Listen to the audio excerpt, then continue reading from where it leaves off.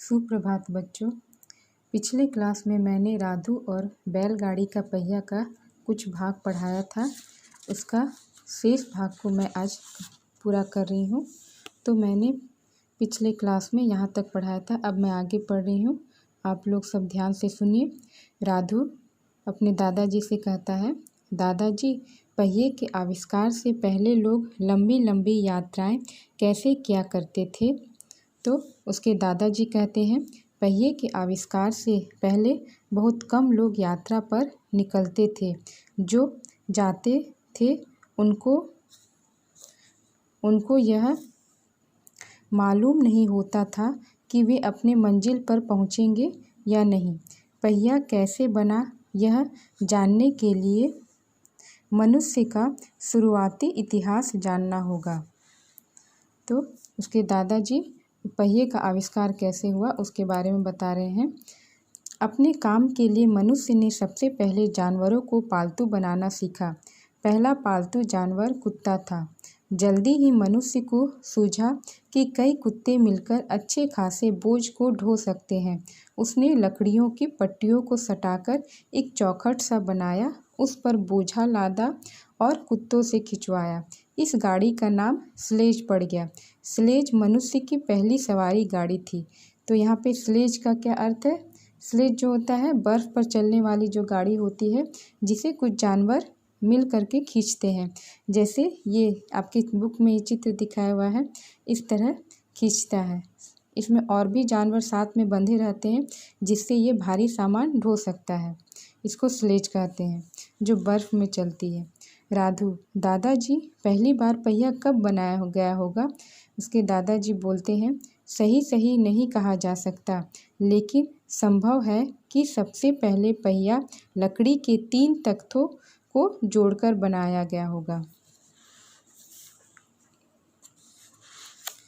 कुछ समय के बाद यह भी अनुभव किया गया होगा कि पहिया जितना बड़ा होगा, बोझा ढोने में उतना ही कम समय लगेगा। धीरे धीरे बड़ी बड़ी और ज़्यादा पहियों वाली गाड़ियाँ बनने लगी, लेकिन लगभग 1600 वर्षों तक पहिए की दशा में कोई सुधार नहीं हुआ। इसे पहिए का अंधा युग कहा गया है। तो 1600 वर्षों तक पहिए का आविष्कार हुआ, लेकिन उसका दशा में कोई सुधार नहीं हुआ, जिससे और उससे अधिक से अधिक हम लोग भारी से भारी सामान या जल्दी से जल्दी पहुंच पाएँ, ऐसे कुछ उसमें सुधार नहीं हुआ था। इसलिए 1600 वर्षों तक पहिए की दशा में कोई सुधार न होने के कारण इसे अंधा युग कहा जाता है। राधू बोलता है, दादाजी, फिर तेज गति वाला पहिया कब बना होगा? दादाजी, जब धातु की खोज हुई तो ज़्यादा बड़ा और मजबूत पहिया बनाना संभव हो सका। सन 1888 में ब्रिटेन में एक पशु चिकित्सक जॉन बॉयड डनलॉप ने न्यूमेटिक टायर का आविष्कार किया। ब्रिटेन के एक पशु चिकित्सक थे जिनका नाम था जॉन बॉयड डनलॉप। उन्होंने क्या किया? न्यूमेटिक टायर का आविष्कार किया। ज़्यादा आराम के लिए ज़्यादा बड़े टायर, जो बेलून टायर कहलाते थे। बड़े टायर को क्या कहा गया है? बेलून टायर कहलाते थे। जॉन डनलॉप का यह आविष्कार दुनिया के हर कोने में पहुंच गया है। यह अद्भुत टायर साइकिलों, मोटरों और हवाई जहाज़ों में भी इस्तेमाल हो रहे हैं। इन्हें लॉरियों में भी लगाया जाता है, जो कई टन भारी वजन खींचती है। हवाई जहाज़ों को भी उड़ान भरने से पहले और उतरने के बाद ज़मीन पर तेज़ रफ्तार से दौड़ना होता है, इसीलिए हवाई जहाज़ों में भी इन पहियों का उपयोग किया जाता है। तो पहिए का आविष्कार होने से धातु के आविष्कार होने के बाद जब पहिया को उस धातु से बनाया जाने लगा, पहले तो लकड़ी का था, उसके बाद जब धातु से बनाया जाने लगा तो उसका बहुत ही उपयोग में आया। किन किन चीज़ों में? साइकिलों में, मोटरों में और हवाई जहाज़ों में इसका इस्तेमाल होने लगा। जो स्थान पहले बहुत दूर मालूम होते थे, इस आविष्कार के कारण वे अब बिल्कुल पास जान पड़ते हैं।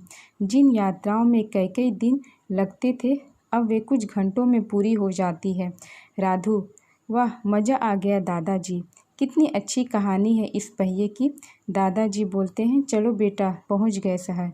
तो इस तरह वो लोग, राधू और उसके दादाजी चलते चलते जो शहर की और सब्जियां बेचने गए थे, उन्होंने पहिए का आविष्कार किस प्रकार हुआ है राधू को बताया।